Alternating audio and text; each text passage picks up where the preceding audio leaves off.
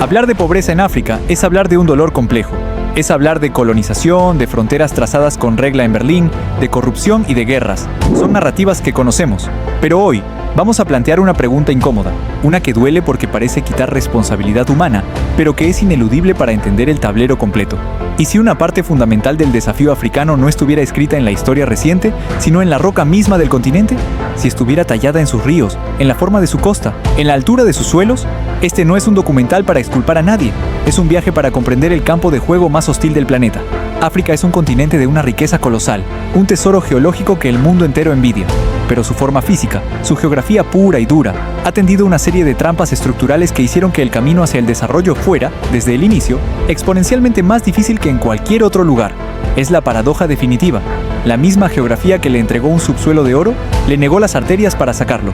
Hoy, en esta primera parte, nos adentraremos en estas 4 barreras geográficas fundamentales que han silenciado, durante siglos, el potencial de este continente. Veremos por qué sus ríos son caminos rotos, por qué sus costas son muros, por qué sus suelos son tacaños y por qué su clima es una guerra silenciosa. No es una condena, es un diagnóstico, porque solo entendiendo la profundidad del desafío se puede apreciar la verdadera dimensión de la oportunidad. Comencemos por donde comenzó toda civilización, con el agua. En la historia de la humanidad, los ríos navegables han sido más que agua.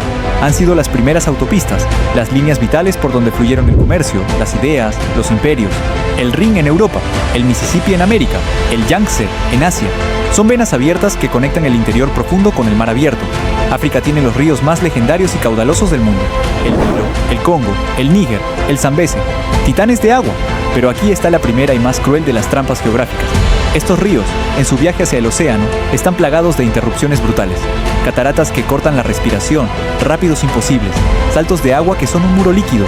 Piensa en el Congo, el segundo río más caudaloso del mundo. Para navegar desde Kinshasa, la capital, hasta el océano Atlántico, un barco tendría que enfrentarse a más de 300 kilómetros de rápidos y cataratas insalvables. Es como si el Mississippi terminara en una cascada gigante justo antes de Nueva Orleans. El resultado es que los grandes barcos de carga no pueden adentrarse en el corazón de África. La mercancía debe barcazas, ser descargada, transportada por tierra en un viaje lento y carísimo alrededor del obstáculo, y luego vuelta a cargar. Cada una de estas interrupciones multiplica el costo y el tiempo de mover cualquier recurso desde el interior, donde está la riqueza, hasta la costa, donde está el mercado global. Europa y Norteamérica se construyeron sobre ríos que eran cintas transportadoras naturales. África tuvo que construir sus propias cintas, kilómetro a kilómetro, con sudor y acero, contra la voluntad del terreno. Y el desafío no termina en el río, termina donde el río se encuentra con el mar. Para que un río sea útil, necesita un buen puerto en su desembocadura, un lugar protegido, profundo, donde los barcos transoceánicos puedan atracar con seguridad. Y aquí llega la segunda barrera estructural. Mira el mapa de África. Ahora, mira el mapa de Europa. La costa africana es, en términos geológicos, sorprendentemente recta y uniforme. Le faltan las bahías naturales profundas, los golfos abrigados, los estuarios intrincados que, en Europa, dieron lugar a puertos como Londres, Lisboa, Marsella o Hamburgo, casi por obra de la naturaleza. En África, los puertos no fueron un regalo, fueron una excavación. La falta de bahías naturales obligó, y sigue obligando, a una inversión faraónica en puertos artificiales. Diques de contención, dragado constante para mantener la profundidad, muelles construidos desde cero. Esta desventaja costera encarece cada contenedor que sale o entra, aumenta el costo de la conexión con el mundo. Y recuerda, esto se suma a la pesadilla logística de los ríos interrumpidos. Es un doble golpe para el comercio, difícil sacar los productos del interior y caro embarcarlos en la costa. Pero el continente no solo desafía el transporte, también desafía a quien quiere echar raíces. Imagina las grandes civilizaciones agrícolas.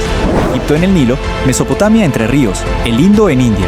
Surgieron en llanuras aluviales, en tierras bajas, planas y fértiles, rejuvenecidas cada año por las inundaciones de los ríos que depositaban limo rico en nutrientes. Ahora observa el perfil de África. No es un continente de llanuras bajas, es el continente de las mesetas. La elevación promedio de África es de unos 600 metros, mucho más alta que la de otros continentes. Grandes extensiones como la meseta de África Oriental o la del Sur son predominantemente planas, pero planas en lo alto del mundo. Esto tiene consecuencias profundas para la agricultura. Primero, los suelos. Muchos de estos suelos de meseta son antiguos, muy erosionados y lixiviados. No tienen la renovación constante que dan los volcanes activos o los grandes ríos de llanura que inundan. Son, en general, más pobres y menos productivos. Segundo, el clima. Estar en una meseta puede hacer el clima más tolerable, pero también más impredecible. La agricultura intensiva y a gran escala que alimentó explosiones poblacionales en otros lugares, aquí encontró un techo natural. Hay excepciones gloriosas, como los valles del Rift o las riberas del Nilo, donde los suelos volcánicos y el limo hacen milagros. Pero son la excepción, no la regla. La regla es un suelo que exige más trabajo para dar menos fruto. Y sobre este suelo, un clima que no solo desafía las cosechas, sino que declara la guerra al propio cuerpo.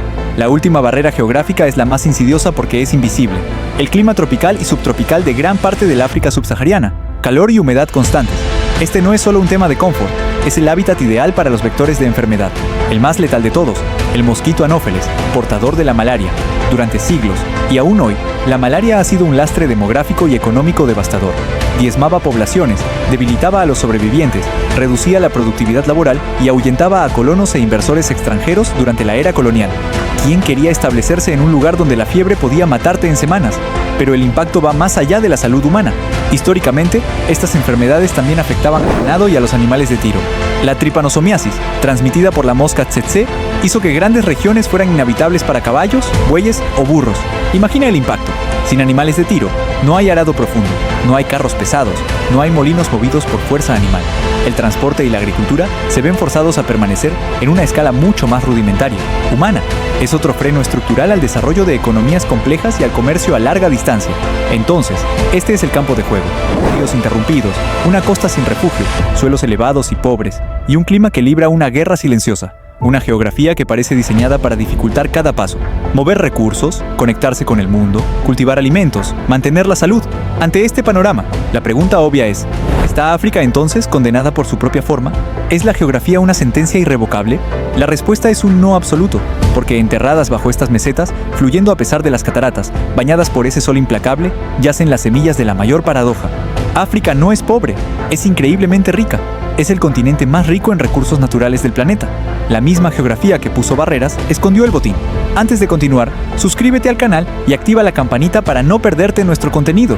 Tu suscripción nos permite seguir produciendo análisis de este nivel que van más allá de los clichés. En la primera parte, exploramos la cárcel geográfica, los ríos rotos, la costa muda, los suelos altos y el clima en guerra. Un panorama que podría hacer creer que el continente está condenado por su propia forma. Pero la geografía nunca es un verdugo único, es un arquitecto de paradojas, y la paradoja africana es esta. El mismo continente que levantó barreras tan altas para el desarrollo, escondió debajo de ellas las llaves para una riqueza inconmensurable. Ahora haremos un viaje inverso, dejaremos de mirar las barreras para descubrir el tesoro. Veremos la riqueza mineral que alimenta la tecnología global, el potencial energético que podría iluminar naciones y, lo más importante, a los países que se negaron a leer el guión de la fatalidad, porque África no está condenada, está desafiada. Y en ese desafío, algunos están escribiendo lecciones que el mundo necesita aprender. Comencemos por lo que todos buscan bajo la tierra africana. Si las mesetas dificultaron la agricultura, también protegieron, durante milenios, el botín geológico más impresionante del mundo. África no es pobre, es el banco central de los minerales críticos para nuestra civilización moderna. Oro. África posee cerca del 40% de las reservas mundiales. Ghana, Sudáfrica y Mali son potencias. Cobalto. El 70% del cobalto mundial, esencial para las baterías de tu teléfono y tu auto eléctrico, sale de un solo país, la República Democrática del Congo. Platino. Más del 80% de las reservas globales están en Sudáfrica. Diamantes, Botsuana, Angola y República Dominicana. En el Congo son líderes. Bauxita. Guinea es una de las mayores productoras. Fosfatos. Marruecos controla casi el 70% de las reservas mundiales. Uranio. Níger alberga alrededor del 6% del uranio mundial, crucial para la energía nuclear. Este no es solo un listado de riquezas, es un poder geopolítico en estado bruto. La transición energética global hacia autos eléctricos y renovables depende literalmente de estos minerales africanos. El continente no está en la periferia, está en el centro de la economía del futuro.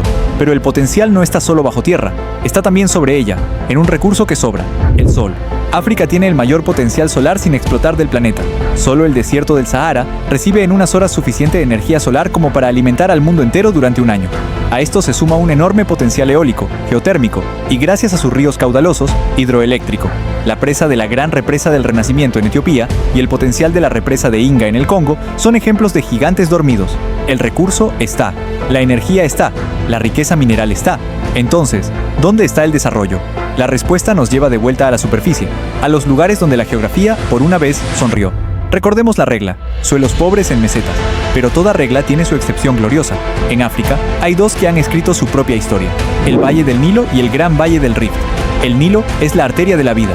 Cada año, su inundación depositaba limo rico en nutrientes en sus riberas, creando una franja de fertilidad en medio del desierto. No fue un accidente que aquí surgiera una de las primeras y más duraderas civilizaciones del mundo, el antiguo Egipto.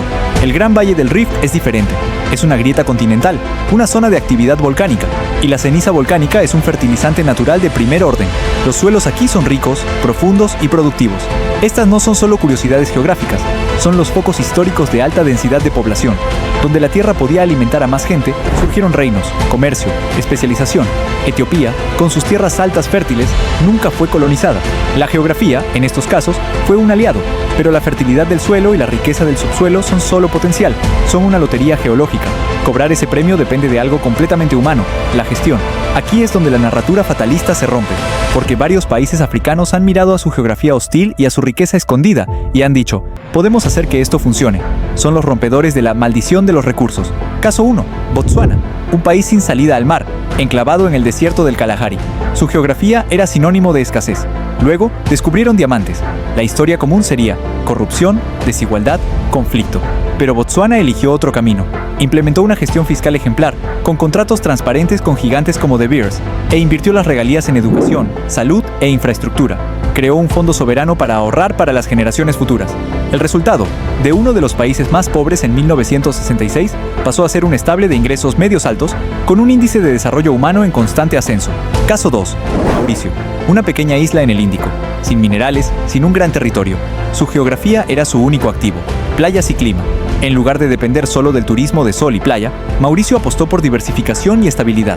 Se convirtió en un centro financiero offshore, en un hub de servicios, en un productor de azúcar de alta gama.